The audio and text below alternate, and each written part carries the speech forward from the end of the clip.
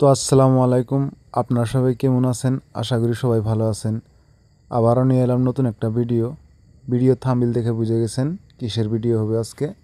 আর ভিডিওটি যদি আপনাদের ভালো লাগে তাহলে বেশি বেশি আমার জন্য দোয়া করবেন। তো চলেন শুরু করা যাক আজকের ভিডিও। তো আব্বা পাঠিয়ে দিল আমারে খেতে, কারণ 2 দিন আগে যে ধান কাটছে সেটাই ঠিক করার জন্য। তারপর আমি চলে আসলাম খেতে। আর আসার পর দেখি ধানের খুবই অবস্থা খারাপ। এনে যদি ঠিক না করি আমি তাহলে মানুষ পারিয়ে পারিয়ে নষ্ট করে দিবে। আর আব্বার আমি আগে কইছিলাম যে ধানগুলো নিজেই কাটি, নিজে কাটলে এরকম হইতো না, ধানও নষ্ট হইতো না, অনেক সুবিধা হইতো। এখন আবার বান্দার জন্য আবার এক্সট্রা করে কামলা নেওয়া লাগবে। জানি না এখন কামলা পাওয়া যাবো কি না। আর আমাদের খেতে কোনো মোবাইল ধরার মানুষ নাই, তাই নিজেই মোবাইলকে নিচে রেখে আমি কাজ করতেছি আর ওটা ভিডিও বানাইতেছি। আর মানুষে বলে যে মেশিন দিয়ে ধান কাটলে নাকি নষ্ট হয় না। আমি বলি ভাই অনেক ধান নষ্ট হয়, নিচে পড়ে যায়, ওগুলো আর কি খুঁটার মানুষ থাকে না। আর মেশিন দিয়ে ধান তারাই ঘাটে যারা নাকি 20-30 বিঘা মাটি ধান চাষ করছে তারাই। আর আমরা মূলত 4-5 বিঘা মাটি ধান চাষ করেছি, আমাদের ধানটা আমাদের কাটতে হবে।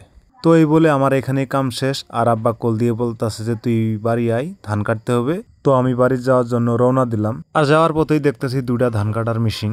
আর মনে মনে ভাবতাছি যে আর আমার ধান নষ্ট করছে আর মানুষেরগুলো করব। তাই বলে আমি বাড়ি এসে বললাম আর ধান কাটা স্টার্ট করলাম। কারণ গরুর খের নাই, প্রায় আঙ্গবাড়ির 10-15টা গরু আছে, গরুর খের নাই, তার জন্য ধান কাটতাছি। আর এখান থেকে প্রায় 1-2টা আটি কাটবো না, প্রায় 100-র মতো আটি কাটবো। কারণ কালকে কোথায় থাকি, কালকে নাও কাটতে পারি, তার জন্যই। প্রায় কাটতে কাটতে 100 আটি প্রায় কেটে ফেলেছি। আর আমি কাটতাছি, আব্বা বেঁধে দিতাছে, কারণ এগুলো আবার বাড়িতে নিয়ে যেতে হবে। গোষ্ঠী মারছে একবারেই 20 আটি বোঝা বান্ধিছে। এনে যদি মাথায় নেই, মাথাটা ভাঙবো না আমার। মাথাটা ভাঙলেই আর কি, কাম তো করুনই লাগবো। তাই আমি নিয়ে যেতেছি বাড়িতে, কারণ আমি যদি এগুলো না নিয়ে যাই তাহলে গরু খাবে কি। আর গরু খাওয়ার জন্য বাড়িতে খেরসের কিছুই নাই, তার জন্য আমি নিয়ে যাইতাম। তো দেখতে দেখতেই এসে গেলাম বাড়িতে। আর বাড়িতে এসে আটিগুলো থুয়ে নিলাম, কারণ আবার পাথারে যেতে হবে, এখনো অনেকগুলো বাকি আছে আনা। আর একবারে 20টা আইছে, আরো 4বার খেতে যেতে হবে, তারপরই হবে শেষ।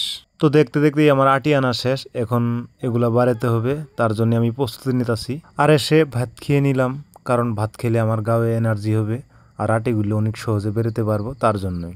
কারণ এলে কষ্টর কাম আঙ্গ আব্বা করবো না, তার জন্যই আমাকেই করতে হবে, তাই। তো স্টার্ট করলাম আমি আটি বেরানোর জন্য। আর 2-3টা হয়ে গেছে।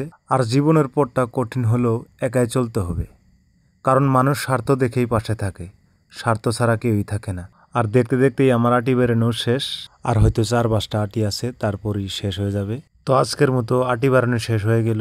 তো আসসালামু আলাইকুম, আপনারা সবাই ভালো থাকবেন। আর অবশ্যই যদি ভিডিওটা ভালো লাগে তাহলে আমার জন্য বেশি বেশি দোয়া করবেন, ইনশাআল্লাহ।